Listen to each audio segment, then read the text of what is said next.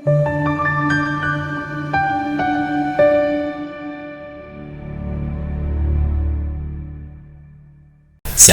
nje ukukhuluma nawe kwi-channel. Siyacela ukuthi nawe ukwenze kube umkhuba omuhle ukuyilandela i-channel nsuku zonke la suke sifakhona amavidiyo ahlukahlukene. Engicathi anazi impendulo ezinembile. Mhlawumbe 99.9% wamavidiyo siwafakayo suke nazi impendulo osukuyidinga. Mhlawumbe 1% la khona kungathomba bawuphendulekanga if ungenzeka ungaphenduleki. Mina ngike ngopastor ningi siphendula la Lucky Vilakazi amen pastor ngicela ukubuza usho ukuthini Ukuphupha ngizakhela indlu yesitezi double story. Bese kuba no user user yena user something uthi ke mawuphupha uyakha ngamatshe. I don't know if we did make a video la sikhuluma ngokwakha indlu, but sikhulume ikhona video la sikhuluma khona ngendlu nje ukuthi indlu iba uphawu lomndeni. Indlu ngaba uwe, indlu ngaba umndeni, indlu ngaba isizwe, indlu ngaba organization, indlu ngaba yisonto. Futhi uma uyakha ngenzeka wakha lezi zinto lezi, ingabe wakha wena uyasithuthukisa wena umndeni, inhlangano kuyo, organization kuyo, ibandla kulo, kodwa indlu imele isiqu somuntu noma ungalifunda iBhayibheli iba umuntu. That is why uma ibhidlika indlu kuyaye kufa umuntu. Ukubhidlika kwendlu kusho ukukhomba ukufa komuntu ukuthi yayibona ke ukuthi indlu iwumuntu vele in most cases.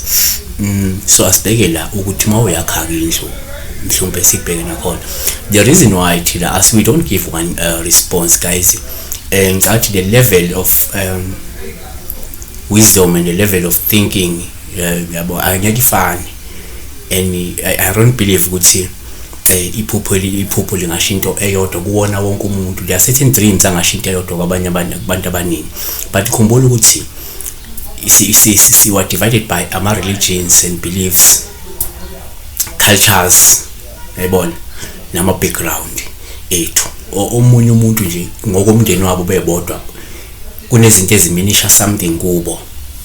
2, idalwa noma ngiqale ngokuthi uNkulunkulu akazivezi ngendlela eyodwa kubantu. uNkulunkulu usiveza ngendlela eziningi, so ngeke ukuconfirm uNkulunkulu ukuthi hayi yazi zonke isikhathi makuphuphile kuzoba kanje, ngoba komunye uNkulunkulu angaziveza ngale the very same thing but meaning ibisho kunya.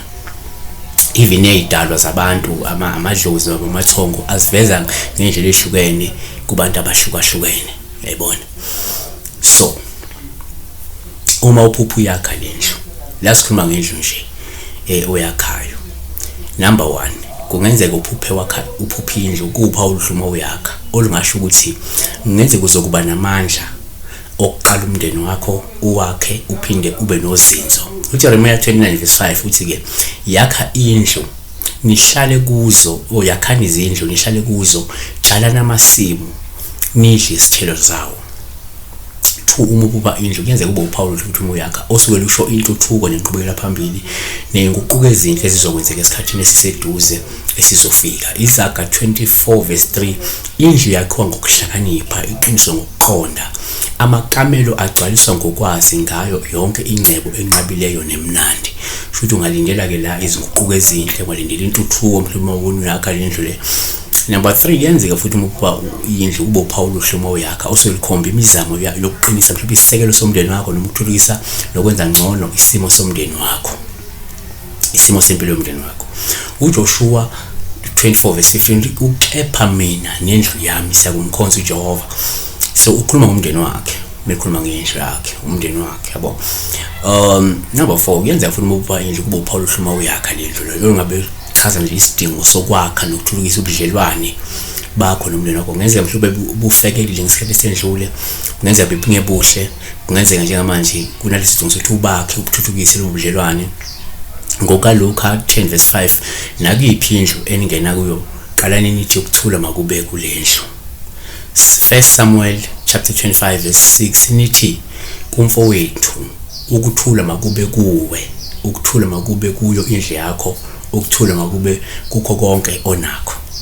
Number 5, uma futhi indlu kupha oluhluma uyakhe indlu lungasho umsebenzi mhlawumbe okumele nokulindile wokwakha umndeni noma okwakha ngenzeka ibandla likaNkulunkulu-ke, ngoba ngenzeka usamele lo msebenzi wokwakha ibandla noma okwakha abantu bakaNkulunkulu noma ibandla likaNkulunkulu. Second is Chronicle chapter 7 verse 16. Manje sengiyikhethile ngayingcelisa le ndlu ukuba igama lami libe khona lapho kuze kube phakade, amehlo ami nenhliziyo yami kuya kuba-ke khona lapho isikhathi sonke. So la kukhulunywa ngebandla kwakuyindlu kodwa yini ibandla likaNkulunkulu, isakhiwo sebandla likaNkulunkulu. So number 6 yenza futhi mophoka indlu kube uphawu olungele umoya yakha, olungasho ukuthi mhlawumbe kuzomela usebenze kanzima ukuze uchume uphinde uzuze nesikhundla esizenzile mhlawumbe emphakathini noma emkhakheni wakho. So kwesinye isikhathi ngeze ngithuthi lento ibika lokuthi wena kumele usebenze kanzima ukuze uchume noma ukuze uzuze into eyisikhundla nodumo emphakathini noma emkhakheni okuwona. Futhi number 7 kuyenzeka futhi uma uphuphinje kube uphawu olubi-ke uma uyakha futhi uyibona iphela. Kwabanye lokusho ukushona komuntu lisho isifo, lisho ukuthi kunomuntu omaziyo ongasandlula emhlabeni, kunomuntu osondelene nawo ongasandlula emhlabeni. But-ke asesithi-ke sifale ukuthi number 8 uma ngenzeka uphupha indlu sikuthathe njengophawu futhi uma uyakha, uma ngenzeka kube indlu eworawundi, indlu ewuguqa sithandaze, indlu yotshani, lokho kusuke kukhomba ukuthi mhlawumbe fanele wakhe indlu yeyidalwa, ufuna wakhe indlu yamathongo ngokwesintu, ufuna wakhe indlu yemimoya kulelo khaya. Kungenzeka lezi idalwa zikwembethe zifuna wakhe noma amathongo akini, amathongo afuna uvuse lendlu yeyidalwa, lendlu yabo. Kungenzeka indlu yakwagogo ufuna uyivuse lendlu leyo, yabo. So sivaleke la besikhuluma nje ngokwakha, besiphendula lakhe vilakazi kanye la no user, so user na bale nje ukuthi user kwasebona ama alphabet amaningi apha eceleni. Siyabonga kakhulu, besikhuluma nje ngokwakha ngenza kwethu.